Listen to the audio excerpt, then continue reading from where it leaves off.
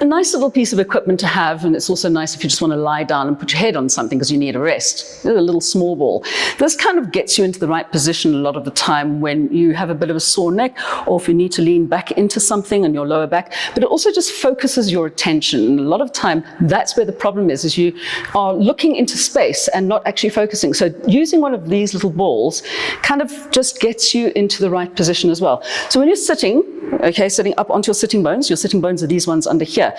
A lot of people, a lot of the time, have a problem that they can't sit with their legs straight and sit up. They tend to sit back like this.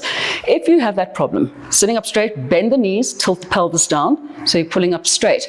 You can work from this position and engage your feet, pull them back, either pointing them out or flexing them back to keep the muscles engaging all the way into the core. This is a simple one. All we're going to be doing is taking the ball out to the side and turning to the side of the room, bringing it back without moving your legs and taking it to the other side. So if you're focusing on the ball and moving around with it,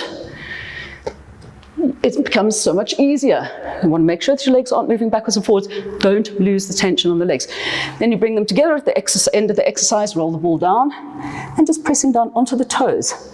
Okay, you can get into that position, stretches out the legs nicely, and you can use these for squeezing in between the thighs. If you want to get the inner thighs working nicely, putting them between the ankles when you come down onto your back, feet up into the air, squeezing them. There's 1,000 things you can do with a small ball.